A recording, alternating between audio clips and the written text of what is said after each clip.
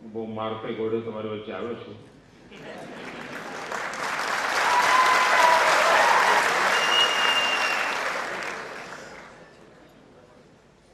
કારણ મારે ત્યાં શરૂઆતમાં જ્યારે દિવસના ટાઈમટેબલ બનતું હોય છે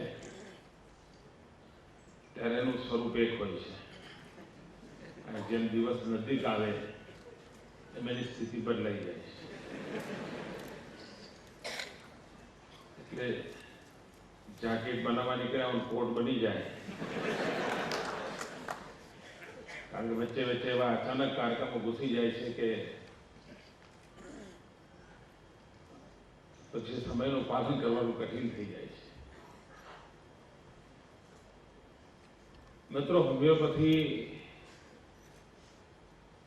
પ્રત્યેનો વિશ્વાસ કેમ વધે, આ એક મોટો પડકાર છે. આ પડકારને ઉપાડવાની જવાબદારી કોની? પેશન્ટની કે ડોક્ટરની? અને જો ડોક્ટરને જ પોતાને હોમિયોપેથીમાં વિશ્વાસ ના હોય તો સામાન્ય માનવીને ક્યાંથી હોય?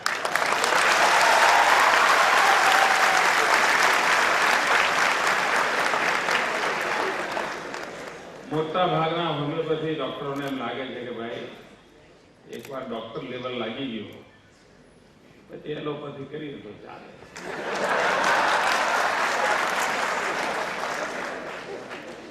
પેશન્ટને પણ એમ લાગે છે કે સાહેબ નાની ગોળી કરતા મોટી ગોળી હોય તો ઠીક રહે.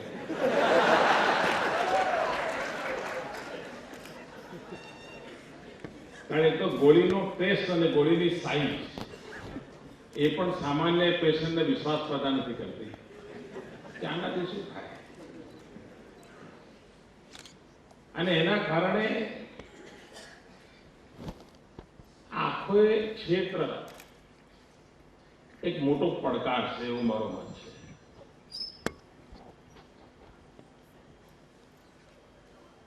બીજો એક મોટો સમસ્યા આ છે કે શરીર એક અને સલાહકાર ખૂબ.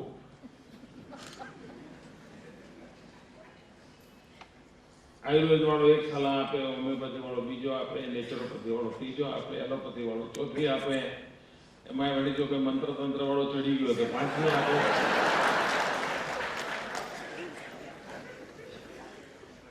અને એના કારણે દર્દીનું શું થતું હશે આપ અંદાજ કરી શકો. એટલે બીજો પડકાર આ છે કે બધી ભલે પ્રકારની અલગ અલગ પદ્ધતિઓ હોય પણ એમના વચ્ચે કોઈ સંઘર્ષ નથી. એ વિશ્વાસ કેવી રીતે પેદા કરવો? આયુર્વેદ અને એલોપેથી જાણે મોટો સંઘર્ષનું કારણ હોય. આયુર્વેદ વાળો શરૂ કરે તો અમે જળમૂળથી ઉઘાડી નાખીએ, ત્યાંથી ચાલુ કરે. એલોપેથી વાળો કે ભાઈ આનો આ જ ઉપાય છે, બીજો ઉપાય જ નથી. બધા ખોટી વાત કરે છે. અને આને કારણે આ ઉત્તમ જે શાસ્ત્રો પડ્યા છે એ વિવાદમાં ઢસડાઈ જાય છે અને પરિણામે પેશન્ટની શ્રદ્ધા ડગી જતી હોય પછી પ્રયોગો કરે. જલ્દી સાજા થયો તો એલોપેથીમાં જાય ને સમય હોય તો પછી બીજે ક્યાંય જાય. બીજી તરફ એક વાતાવરણ પેદા થયું છે હોલિસ્ટિક હેલ્થ કેરનું.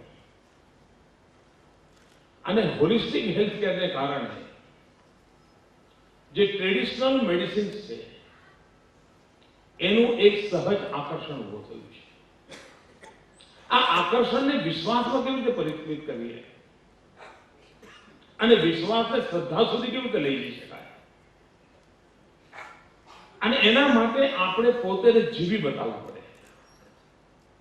અને એ જો આપણે જીવી બતાવીએ તો વિશ્વાસ પેદા થાય એવો મારો મત છે મિત્રો. નહીં તો સમાજનો એક હેલ્થ કોન્શિયસ સોસાયટી એ ફૂડ પણ ઓર્ગેનિક પસંદ કરતો થયો છે. એક ડગલું આગળ વધે તો કપડા પણ ઓર્ગેનિક પસંદ કરતો થયો છે. કેમિકલ કલર વગરના કપડા પહેરવા દર્શાવવા માંડ્યો છે. એ જ રીતે દવાની બાબતમાં પણ એ તકલીફ પડે તો પડે, પણ મારે આ જ રસ્તે જવું છે, એક વર્ગ તૈયાર થયો છે, એનો વિશ્વાસ ડગી ન જાય, એના માટે શું? ઘણીવાર પ્રશ્નો એ પણ થઈ રહ્યા છે કે આજે ડ્રગ મેન્યુફેક્ચરર્સ છે, હોમિયોપેથીમાં પણ અને આયુર્વેદમાં પણ, આમ તો એમ લગાવવું છે કે હું આયુર્વેદ વાળો છું કે હું હોમિયોપેથી વાળો છું, પણ સાજા થવા માટે બીજો થોડો પાવડર મિક્સ કર્યો તો સહેલું પડે, અને એના કારણે એની વિશ્વસનીયતાને ખૂબ મોટી ચોટ પહોંચે છે. અને આવું નાનું મોટું ક્યાંય ને ક્યાંય ચાલ્યા કરતું હોય છે, તમને પણ ખબર છે. એની સામે જાગૃતતા એ કેવી રીતે આવે, અને એ જાગૃતતા પેદા કરીએ આપણે તો પ્રમાણમાં ખૂબ સસ્તી દવા હોય તો હોમિયોપેથીની છે,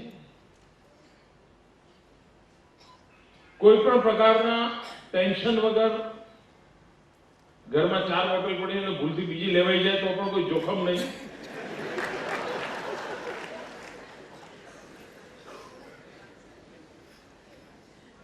અને કેરી કરવામાં સરળમાં સરળ કોઈ દવા હોય તો હોમિયોપેથી છે. ખિસ્સામાં 2 ડબલી પડી હોય ચાલ્યા કરે.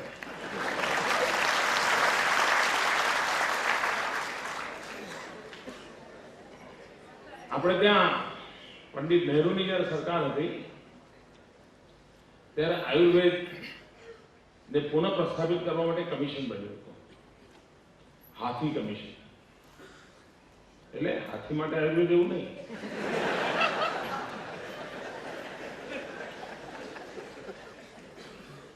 આપણા ગુજરાતમાં જે આગેવાન હતા એમની સરનેમ હાથી હતી, અને એનો જે રિપોર્ટ છે બહુ ઇન્ટરેસ્ટિંગ છે.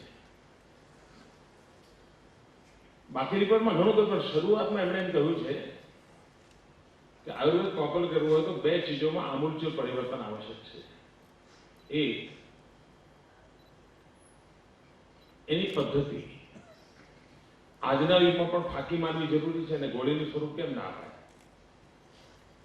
આજના યુગની અંદર 10 પ્રકારના જુદી જુદી જડીબુટ્ટીઓ લઈને જોડે જવાનું, પછી ઉકાળવાનું, ને પછી એનો કડો તૈયાર કરવાનો, પછી પીવાનું, આ બધી પ્રક્રિયાને બદલે આધુનિક ટેકનોલોજી છે ના એસેન્સ તૈયાર કરી શકાય કે કેમ? અને બીજું સૂચન હતું કે આનું પેકેજિંગ બદલી શકાય. એ તો પડી ગયો તમે લઈ જાઓ તો છૂટી જાય, બીજું ભેગું થઈ જાય. અને એમાંથી તમે જોયું છે કે આપણે ત્યાં આયુર્વેદનું આખું પેકેજિંગ બદલાવું, એલોપેથીની જેમ જ દવાઓનું પેકેજિંગ શરૂ થયું. એમ હોમિયોપેથીમાં પણ પેકેજિંગ એટલું ઉત્તમ પ્રકારનું છે અને સુવિધા એટલી ઉત્તમ પ્રકારની છે, બહુ ઓછા લોકો જેનો ઉપયોગ કરતા ખબર હોય છે. તમે બધા ફિલ્ડમાં દવા કરતા હશો. હું એકવાર કન્યાકુમારીથી કાશ્મીર એકતા યાત્રા લઈને મારો કાર્યક્રમ હતો 91-92, અને રથ એટલે બીજું કઈ નથી, તો ટ્રક હોય છે, અને ટ્રકમાં ઉભા રહેવાનું. આગળ વ્હીકલો ચાલતો હોય, ધૂળ ઉડતી હોય, અને દર 5-10 કિલોમીટર કોઈ ગામ એટલે ભાષણ કરવું પડતું હોય, અને 45 દિવસનો કાર્યક્રમ કન્યાકુમારીથી નીકળીને કાશ્મીર જવાનું. તો ગળું કેટલું ચાલે? તો એ વખતે ફિલ્મ અભિનેતા ભાઈ મનોજ કુમાર એમણે મને હોમિયોપેથીની દવા મોકલેલી. શાયદ એ પોતે પણ હોમિયોપેથીના ડોક્ટર છે, તમારી દુનિયાના છે.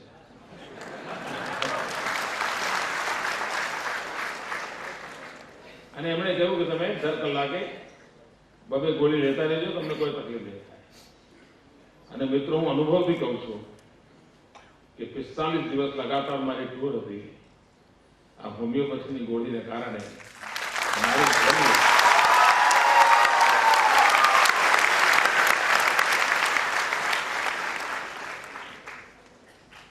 એટલે તમે પાછો આ પ્રયોગ ના કરતા.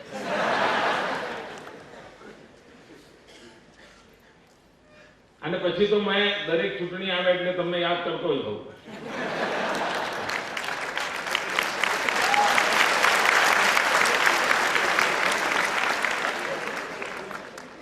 એટલે હોમિયોપેથીની ચૂંટણી પણ જીતી શકાય.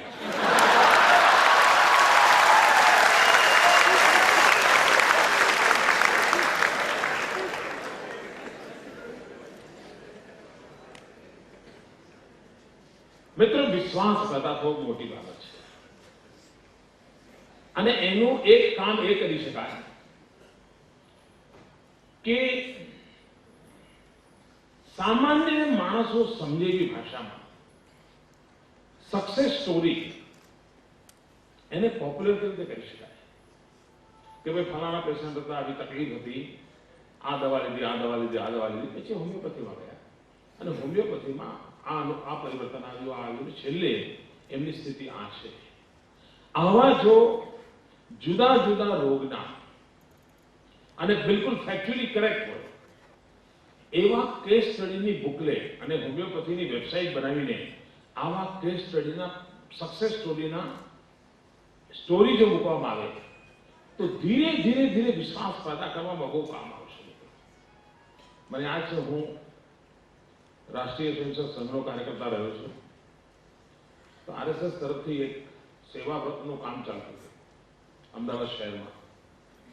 એક હોમિયોપેથીની મોબાઈલ વેન ચાલતી હતી અને ઝૂંપડપટ્ટીમાં જઈને લોકોએ હોમિયોપેથીની દવા આપતા મેડિસિન અને લોકોને શરૂઆતમાં ઝૂંપડપટ્ટીના લોકોને ભરોસો નહોતો પડતો, કારણ ગરીબ માણસને મત એવો છે કે ઇન્જેક્શન હોય તો ઉત્તમમાં ઉત્તમ દવા કહેવાય અને કોઈ પણ દવા લઈને તરત જ પસીનો છૂટે તે જરા વધારે સારી દવા કહેવાય. આદિવાસી વિસ્તારમાં તમે એલોપેથી કરતા હોય કે હોમિયોપેથી કરતા હોય, પણ એમ કે નહીં સાહેબ ઇન્જેક્શન તો આપો તમે, તમને અનુભવ હશે ડોક્ટર. પેશન્ટની પણ એક સાયકોલોજી હોય છે, પણ એમને પ્રયત્ન કરેલો કે ઝૂંપડપટ્ટીની અંદર આ કામ કરવું. એક ડોક્ટર નિલેશ મોદી કરીને હતા ભાઈ, પછી તો કે અમેરિકા ગયા, એ બધું હોમિયોપેથીનું કામ સંભાળતા હતા. એમાં એક વાર એક ઝૂંપડપટ્ટીમાં એક ભાઈ એમની પાસે 15,000 રૂપિયા માંગવા માટે આવ્યો કે તમારી પાસે ચેરિટેબલ ટ્રસ્ટ કામ કરો છો તો મને 15,000 રૂપિયા આપો ને. કે શેના માટે? કે મને આ ગેંગ્રીન થયું છે ને પગ કપાવવાનો છે મારે પૈસા નથી. ભાઈ આ ડોક્ટરે એનામાં રસ લીધો વ્યક્તિગત રીતે. પેલાને ભરોસો તો નહીં, પણ 15,000 રૂપિયા હતા ને શું કરે, ઘરમાં પડ્યો રહેલો ને આખા શરીર પર માખીઓ ગળમણતી એવી સ્થિતિ હતી. આમણે એક તપસ્યા કરે એવી રીતે એની સેવા કરી અને તમને આશ્ચર્ય થશે અને તમને આનંદ પણ થશે કે એના ગેંગ્રીનના પ્રોબ્લેમમાંથી એ પેશન્ટ બહાર આવ્યો, એનો પગ ન કપાવવો પડ્યો, માત્ર ને માત્ર હોમિયોપેથીની દવા આપી. મિત્રો, આમાં ઘણી ઘટનાઓ બનતી હશે. આવી ઘટનાઓને સક્સેસ સ્ટોરીને લોકો સામે લઈ જવાની મને આવશ્યકતા લાગે છે. આ એક કામ મને જે ઠીક લાગે છે. મિત્રો, હમણાં આપણા પ્રધાનમંત્રીએ ખૂબ દુઃખ વ્યક્ત કર્યું થોડા દિવસ પહેલા. એ મહેમાન શું હશો?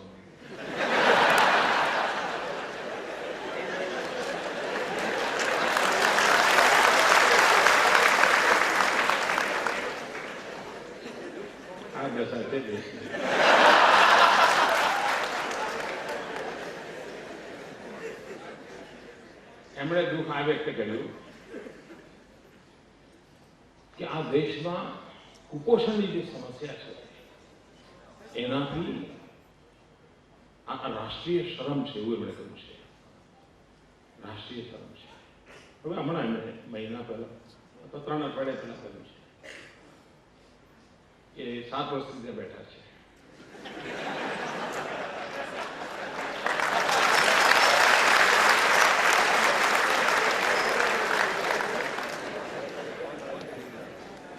ઉપરવાળાની સ્પીડ ખૂબ છે.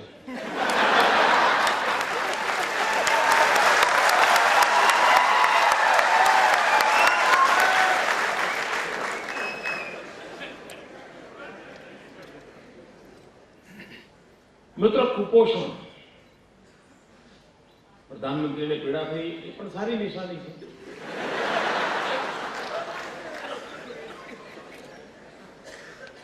આગળ શું થશે જોઈ જશે.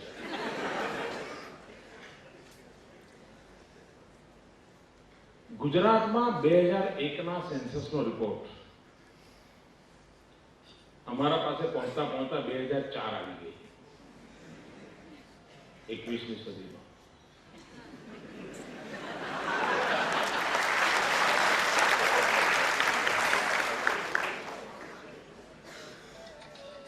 અમારા ઓફિસરોએ મારી સામે પ્રેઝન્ટેશન મોકલ્યું, સાહેબ ભારત સરકારનો આ રિપોર્ટ આવ્યો છે અને આપણા ગુજરાતમાં આ કારણો છે. અને મારે માટે આઘાતજનક એમાં બાબતો ધ્યાને આવી. એમાં એક બાબત હતી કુપોષણ. અને એ જ પડે અમને લાગ્યું ભાઈ આ વિષયને આપણે સિરિયસલી લેવો જોઈએ. પ્રધાનમંત્રીને હમણાં જે મહિના પહેલા થયું એ અમને 2004માં થયું અને અમે કુપોષણથી મુક્તિ માટેનું ખૂબ મોટું અભિયાન ચલાવ્યું છે. 800,000 કરોડ રૂપિયા લગભગ આને માટે થઈને આપણે ખર્ચી રહ્યા છીએ અને ખૂબ ઉત્તમ પરિણામો જોવા મળી રહ્યા છે. પણ એ કામમાં હું એટલો બધો ઇન્વોલ્વ છું કે ભાઈ એક બાબત મારા ધ્યાને આવી છે કે કુપોષણ વાળા બાળકને કેર કરતા હો, તમે એને દૂધ આપતા હોય, આ પ્રકારની નાની મોટી પોષક ચીજો એને પીવડાવતા હોય, થોડા તો બધું કરતા હોય, માણ કરીને એનું શરીર વળવા માંડ્યું હોય અને એના દાંત આવવાના થાય અને જેવા દાંત આવવાના થાય એની સાથે જ એને ઝાડા અને આ બધી તકલીફો શરૂ થાય અને એના કારણે એની આખી ઇમ્યુન સિસ્ટમ એકદમ વીક થઈ જાય. એટલે તમે 1.5-2 વર્ષ, 2.5 વર્ષ બરાબર મહેનત કરીને માણ કરીને એને હસતો કર્યો હોય, માણ કરીને હાડકા દેખાતા બંધ થયા હોય અને આ દાંત આવવાના સમયે અઠવાડિયું, 10 દિવસ, મહિનો એ બાળક એવું નંખાઈ જાય છે કે એકડેથી ફરી શરૂ કરવું પડે. એટલે મિત્રો મને વિચાર આવ્યો, હું તો કોઈ ગૃહસ્થી માણસ છું નહીં, પણ મેં એવું સાંભળ્યું છે કે હોમિયોપેથીની દવા બાળકોને દાંત આવતા ત્યાં સુધી ઉત્તમ દવા છે.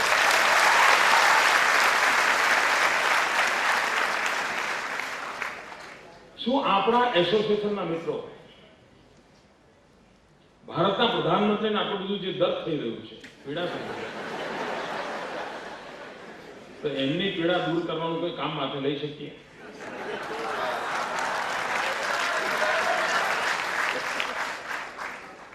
અને મને લાગે છે કે ઉપાય છે કે આંગણવાડીના ગરીબ પરિવારના જે ભૂલકાઓ છે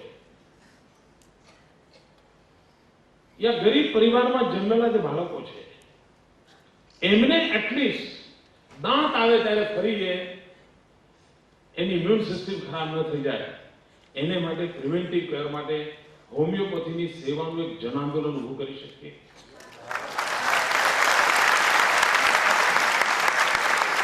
મિત્રો તમે બધા ફિલ્ડના છો, મેં કહ્યું એમ હું તો કોઈ પણ હિસાબે ડોક્ટર નથી. કોઈ પણ હિસાબે ડોક્ટર નથી એટલા માટે કે ઘણી વાર પેશન્ટ પણ અનુભવી ડોક્ટર થઈ જતો.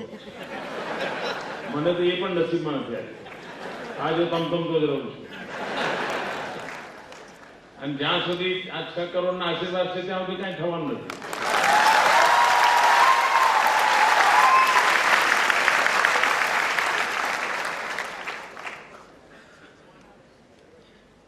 મિત્રો આ એક નાનો વિચાર મારા મનમાં આવ્યો છે અને તમારા મેડિકલની દ્રષ્ટિએ જરા તપાસી જોજો અને જો આ કામ થઈ શકતું તો વિચારવા જોઈએ. જે બાળકો પાછા આટલો બધો ખર્ચો કરીને તમે અનુભવ કરતા હશો કે એકદમ ઇમ્યુન સિસ્ટમ એની એકદમ બધું ફોરમ પડી જાય છે, એમાંથી આપણે બચાવી શકીએ અને ન્યુટ્રિશન સામેની જે સમસ્યાઓ છે આ સમસ્યાઓમાંથી આપણે મુક્તિ અપાવી છે. આપણા રાજ્યમાં બહુ મોટા પાયા પર હમણાં ભાવનગરમાં એક કાર્યક્રમ કર્યો 26મી જાન્યુઆરીએ કુપોષણ મુક્તિ અભિયાન, એક મોટી રેલી હતી. છાપામાં બધું ના આવે તો વાંચો નહીં હોય, બધું ના આવે. 40,000 લોકો હતા અને લોકોને શિક્ષિત થાય એવી રીતે એમણે વેશભૂષાઓ કરેલી, સ્લોગન તૈયાર કરેલા અને મોટું લોકશિક્ષણનું કામ કર્યું હતું. એટલે પ્રધાનમંત્રીને સમાચાર મળ્યા તો આનંદ થાય કે ભાઈ એમણે દિલ્હીમાં કહ્યું અને બીજા દિવસે ગુજરાતે ઉપાડી દીધું.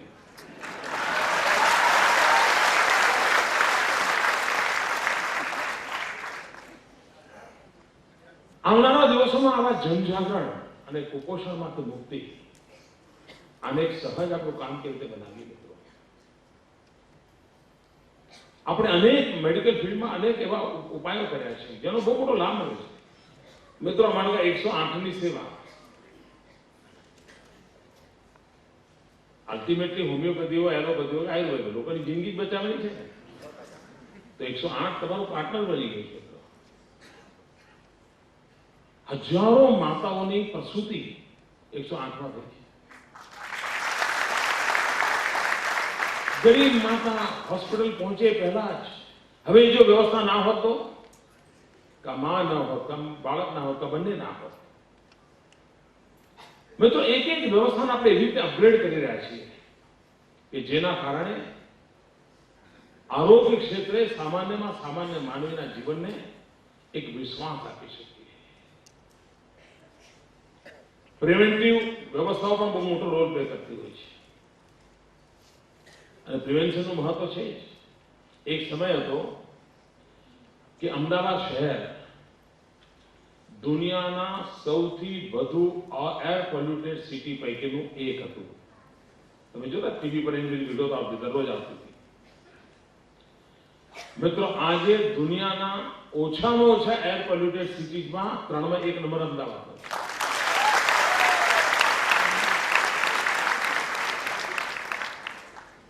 અમે મારા નસીબમાં શુદ્ધિકરણનું કામ મોટું છે.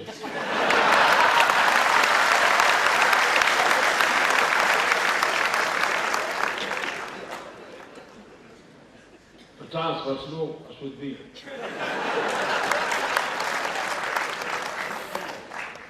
મિત્રો માત્ર સીએનજી ઇન્ટ્રોડ્યુસ કરવાને કારણે, કેરોસીનથી ચાલતી રિક્ષાઓથી મુક્તિ અપાવવાના કારણે આ એર પોલ્યુશનમાં આટલો મોટો બદલાવ આવ્યો. એ જ રીતે મિત્રો પાણી, સાબરમતીમાં નર્મદાનું પાણી અમદાવાદી લોકોને માટે આંખને ગમે એવી ઘટના હશે કે પુલ ઉપર વાવીએ, નદી ચારે બાજુ આમ ભરી ભરી દેખાતી હોય, આનંદ આવે. પણ એટલું નથી મિત્રો. સાબરમતીમાં નર્મદાનું પાણી નાખવાને કારણે આખા અમદાવાદ આસપાસના વોટર ટેબલ ઉપર આવ્યા છે. અને સાબરમતીમાં નર્મદાનું પાણી હતું એ પહેલા 2500 TCF વાળું પાણી રૂટીનમાં અમદાવાદી પીતો હતો. આજે as good as Bisleri water જેવું પાણી એના ટ્યુબવેલ માંથી આવે છે. અને શુદ્ધ પીવાનું પાણી મળે તો તમારી ઇમ્યુન સિસ્ટમ એટલી પરફેક્ટ કામ કરે છે. અને એનું પરિણામ એ છે કે તમે બધા મેડિકલ ફિલ્ડના લોકો છો. આજથી 10 વર્ષ પહેલા જો 5 કે 7 દિવસ વરસાદની હેલી આવી હોય તો છાપા તમે જોયા હશે, છાપાનું છેલ્લું પાનું ભરેલું હોય તો હોસ્પિટલો ભરેલા પડ્યા છે, પેશન્ટ લોબીમાં સૂતા છે, હોસ્પિટલ કેર નથી કરતું, આવું બધા ફોટા આવતા. આ 8 વર્ષમાં એક પણ એપિડેમિકના અમદાવાદનો સમાચાર નથી. એમાં તમને ખાલી પડવાની તકલીફ પડે.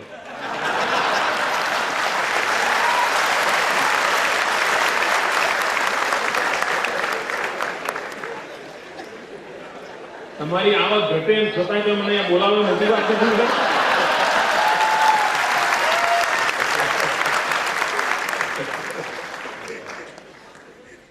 પણ મિત્રો શુદ્ધ પાણીને કારણે કેટલો મોટો ફરક આવે છે. એટલે પ્રિવેન્શન એ બહુ મોટી બાબત છે. અને ત્રીજી વાત, હવા, પાણી અને ખોરાક. મિત્રો ગુજરાત પહેલું રાજ્ય છે આ દેશમાં કે જેણે ફોર્ટિફાઈડ આટો શરૂ કર્યો, ફોર્ટિફાઈડ ઓઇલ શરૂ કર્યું, ફોર્ટિફાઈડ સોલ્ટ શરૂ કર્યું, જેથી કરીને ગરીબમાં ગરીબ માનવીને પણ સહજ રીતે ભોજનમાં બધા તત્વો મળી જાય. અને એના માટે 800,000 કરોડ રૂપિયા આપણે ખર્ચી રહ્યા છીએ. પ્રીમિક્સ ચીજો લોકોને આપી રહ્યા છે ને એમાં એમને સમજણ ના પડી તો રસોઈ શું કરવા માંડ્યા. તમને જાણીને હશે, તમને ખબર છે મિત્રો, મારી સરકાર ગરીબ વિસ્તારોમાં જઈને આંગણવાડીમાં જે નાના નાના ભૂલકાઓ ભણે છે, ગરીબ માતાઓને બોલાવે છે અને એમને કેવી રીતે રસોઈ બનાવી જેથી કરીને ન્યુટ્રિશન વેલ્યુનો ઉપયોગ થાય, આના માટેનું મોટું અભિયાન ચલાવે છે. હજારો કેમ્પ કર્યા છે આવા રસોઈ શોના. એટલા માટે કે ખાવાની હેબિટ, ખાવાની ચીજો એ શરીરને ઉપકારક થાય બધી લે. મિત્રો મોટું અભિયાન ચલાવ્યું છે. તમે આ ફિલ્ડના લોકો છો. આ બધા પ્રયત્નો સાથે પણ મેડિકલ સાયન્સ જોડવું પડે. એને જોડવાની દિશામાં આપણે કેવી રીતે ઉપયોગી થઈએ. અને બીજી મહત્વની બાબત છે મિત્રો, હ્યુમન રિસોર્સ ડેવલપમેન્ટ. ખૂબ વ્યાપક પ્રમાણમાં ડોક્ટરો હોવા બહુ જરૂરી છે. એક સમય હતો હું જ્યારે નવા નોકરીએ ચડ્યો ત્યારે ગુજરાતમાં એન્જિનિયરિંગ કોલેજમાં માત્ર 13,000 સીટો હતી. સામાન્ય રીતે ઘરમાં 2 બાળકો હોય અને મહેમાન આવે તો મા બાપનું પહેલું કામ શું હોય? બતાવે કે મોટો છે ને એને ડોક્ટર બનાવવો છે, નાનો છે ને એન્જિનિયર બનાવવો છે. પછી 8માં 4 વાર હોય તો એ ભૂલાય નહીં.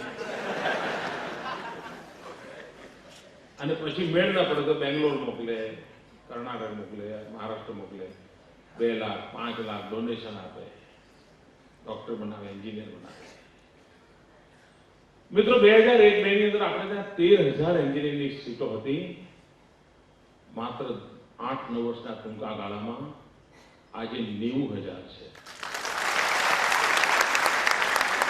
હવે ગુજરાતના બાળકને 15 લાખ 20 લાખના ડોનેશન આપવા પડે અને અન્ય રાજ્યમાં ભણવા જાય અને બીજું શું શીખીને આવે.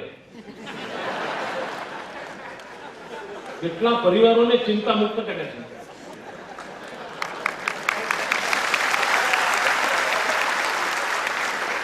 દરેક મા બાપને બીજા રાજ્યમાં છોકરું ભણવા જાય ઉજાગરા કરવા પડતા હોય, ટેન્શન હોય છે કે બાળકને શું થશે, ક્યાં જશે, કેવા મિત્રો મળશે, એક તણાવ હોય છે. એવી રીતે મેડિકલ સાયન્સ માંડ મિત્રો 500 સીટો હતી આપણે ત્યાં MBBS-માં. આજે આંકડો આપણે લગભગ 1500-1700 પહોંચાડ્યો છે. અને મિત્રો મારું સપનું છે દરેક ડિસ્ટ્રિક્ટમાં આ પ્રકારની કોલેજોનું નિર્માણ થાય. એમાં હોમિયોપેથી ક્ષેત્રમાં પણ શું થઈ શકે જેથી કરીને જેને પણ આ ફિલ્ડમાં આવવું છે, કારણ કે અને મિત્રો જેમ જમાનો બદલાય છે ને બધું સ્પેશિયાલિટી નામે બધું બહુ આવે. નહીં તો એક જમાનો એવો હતો કે ગામમાં વૈદરાજ એક હોય સાહેબ, બસ આખું ગામ હાજર રહેતું હતું. એક વૈદરાજ હોય. આજે આંખનો ડોક્ટર જુદો, કાનનો જુદો, હાથનો જુદો, ડાબા હાથ વાળો જુદો, જમણા હાથ.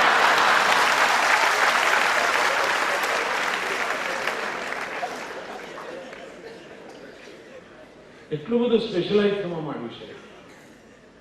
એમાં શરીર તરીકે એની કાળજી લેવાની જવાબદારી હોમિયોપેથીની છે.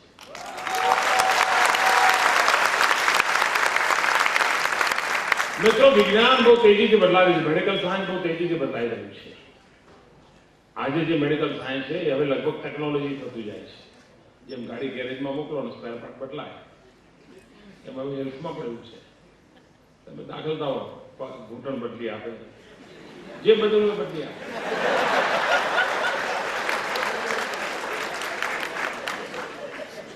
એ સ્થિતિમાં છે. પણ એટ ધ સેમ ટાઈમ મિત્રો આપણા પૂર્વજો તમે જોયું હશે કે જૂના જમાનામાં તમે ઋષિ મુનિઓના ફોટા જુઓ ને તો એક ઓરા હોય છે એમના ચહેરા પર, ઓરા, એક વલય હોય છે. હવે વિજ્ઞાન એમ કહે છે કે તમે ઓરાના આધારે નક્કી કરી શકો કે આની શું ડેફિશિયન્સી છે અને 15 વર્ષ પછી 20 વર્ષ પછી કેવા પ્રકારની શારીરિક ઉણપોની સંભાવના છે અને કેવા પ્રકારના દર્દ તરફ વળશે. આખું સાયન્સ ડેવલપ થઈ રહ્યું છે. એટલે શરીરને જોયા વગર માત્ર ઓરા દ્વારા, અને હવે તો ક્લિયર ફોટોગ્રાફી આવી છે જેના દ્વારા તમે ઓરાની ફોટોગ્રાફી કરી શકો છો. અને એનાથી નક્કી થાય છે કે વ્યક્તિનો ઓરા અને એનું શરીર, આત્મા, મન, બુદ્ધિ આ બધાની ક્યુમ્યુલેટિવ ઇફેક્ટ હોય છે, જેનાથી ઓરા બનતો હોય છે. અને ઓરાના આધારે નક્કી થતું હોય છે કે 20 વર્ષ પછી આની સંભાવના શું છે, અને આજથી નક્કી કરી શકાય ઓરાને ચેન્જ કેવી રીતે કરી શકાય. આ દિશામાં વિજ્ઞાન જઈ રહ્યું છે. આખા મેડિકલ સાયન્સની અંદર મોટું પરિવર્તન આવવાની સંભાવનાઓ પડી છે. આ બધા આયામોની વચ્ચે આ હોમિયોપેથીને અપગ્રેડ કરવા માટે, વધુ સ્ટ્રેન્થન કરવા માટે, અને એનાથી વધારે જે મને લાગે છે કે એટલીસ્ટ આપણે લોકો હોમિયોપેથીમાં વિશ્વાસ કરતા થઈએ તો દુનિયા આખી વિશ્વાસ કરશે. ખૂબ ખૂબ શુભકામનાઓ મિત્રો, અને બોલાવ્યા આભાર. Thank you. માનવ કાઉન્સિલ વ્યસ્ત હોવા છતાં આપણા કાર્યક્રમ માટે તેમનો કિંમતી સમય ફાળવેલ છે, તે માટે તેમનો હૃદયપૂર્વક ખૂબ ખૂબ આભાર. મંચ પર બિરાજમાન તમામ મહેમાનોનો પણ હું હોમિયોપેથિક કાઉન્સિલ વતી આભાર વ્યક્ત કરું છું. જય જય ગરવી ગુજરાત.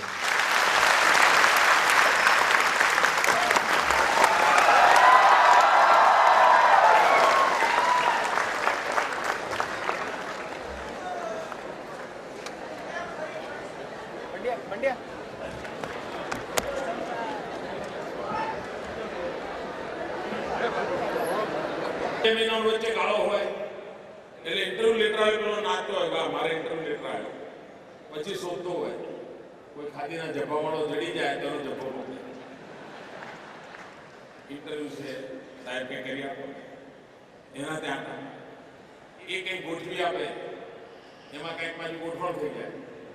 પેલો બિચારો ગરીબનો છોકરો હોય, વિધવા માનો દીકરો હોય, મા પાસે એકાદ નાનું ઘરેણું હોય તો એ ગીરવે મૂકીને વેચીને પછી કંઈક ગોઠવે બિચારો. કારણ માણ કરીને ઇન્ટરવ્યુ સુધી પહોંચે. ઇન્ટરવ્યુમાં પહોંચ્યા પછી પાછું આગલી સીડી પર ચડવા માટે બીજા 3 મહિના, એ 3 મહિના ત્રીજા ડુપ્લિકેટરના લોકો ગોઠવણી કરવા આવે. બધી સાહેબ વ્યવસ્થા હોય, મેં આ બધું કરી નાખ્યું.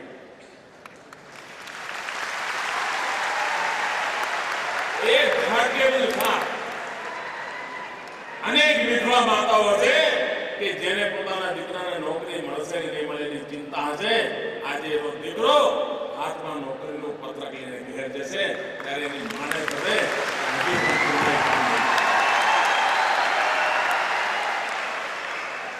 એક કાણીના ભ્રષ્ટાચાર વગર, એક કાણી પાયના ભ્રષ્ટાચાર વગર શું આ દેશના નોજવાનો રોજગાર ન મળે? શું રોજગાર માટે વલખા મારવા પડે? એને પગચંપીઓ કરવી પડે? ભાઈઓ બહેનો, અમને મંજૂર નથી.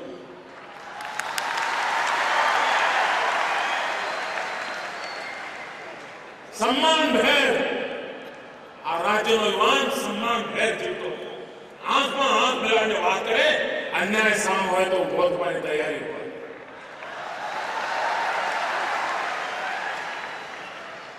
ઓનલાઈન બધી બાબતો ટ્રાન્સપરન્ટ ઓનલાઈન, અને 2600 કરતા વધારે લોકોને આજે નોકરી મળી જશે. પણ જેમને નોકરી મળી છે એમને મારે કહેવું છે, અને જેમને ભવિષ્યમાં નોકરી મળવાની છે એમને મારે.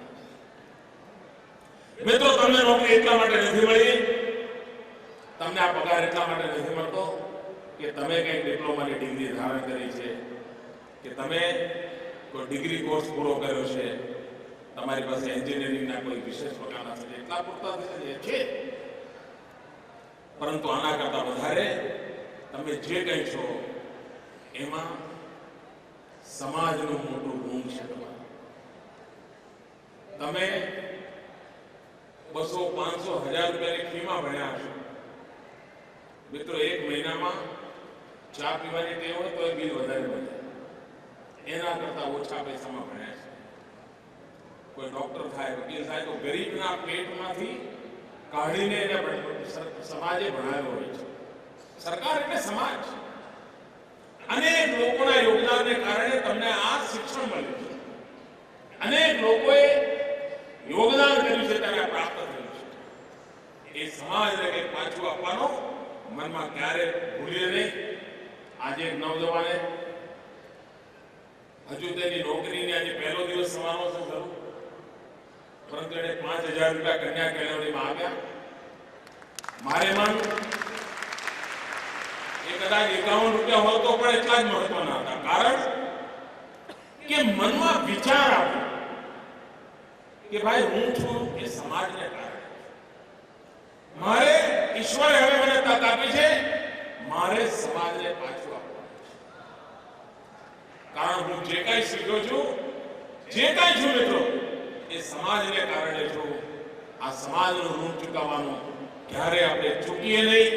અને આજે જ્યારે અત્યંત ટ્રાન્સપરન્ટ પદ્ધતિથી ઓનલાઈન એક્ઝામ લઈને આટલા ટૂંકા સમયમાં, અને નહીં તો પછી નોકરીઓ તો 15 તો કોર્ટ કેસ ચાલે, એક બીજી દુકાને ચાલે, ભાઈ કોઈએ પીએન ઠોકી દીધી હોય, ભરતી જ બંધ થઈ જાય, પેલા બિચારા ઘેર ઓર્ડર આવે તો મૂકી ના શકાય.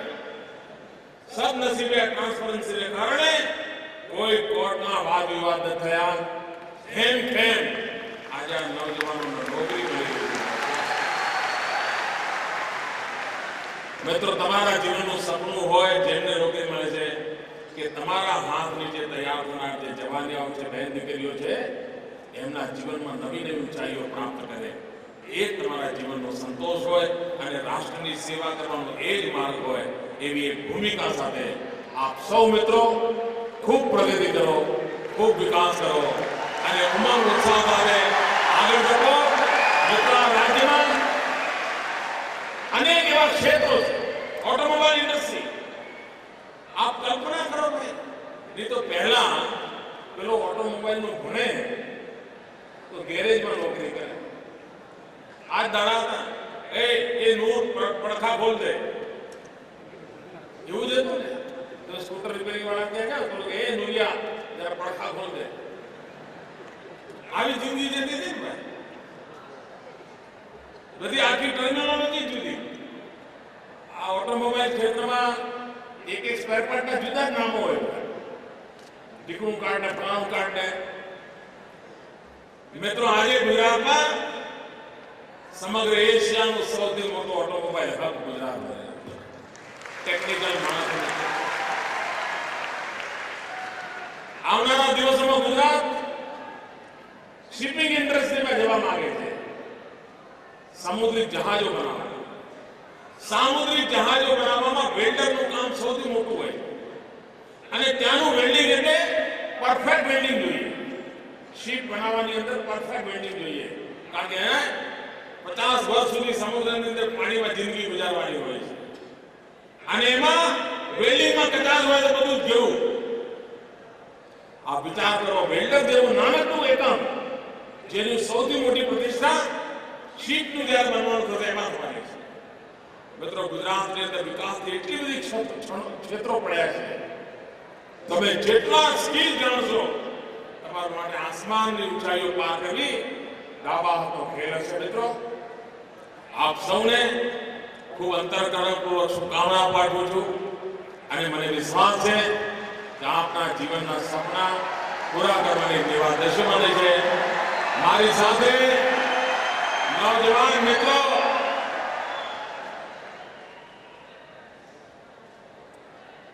એક વિવેકાનંદ જયંતિ આપણે ઉજવવાના છીએ 150મી, એ યુવા શક્તિ વર્ષ તરીકે મનાવવાના છે. પણ એમાં પણ એક મુખ્ય કામ કરવાના છે, કૌશલ્યની પ્રતિષ્ઠા, હુન્નર, એની તરફ આખું વર્ષ ગુજરાત કામ કરવાનું છે.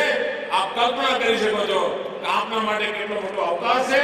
પૂરી તાકાતથી મારી જોડે બોલો, ભારત માતા કી. અરે બે મુઠ્ઠી બંધ કરીને પૂરી તાકાતથી બોલો, ભારત માતા કી. બધાના હાથ ઉપર થવા જોઈએ. ભારત માતા કી, ભારત માતા કી. થેન્ક યુ દોસ્તો.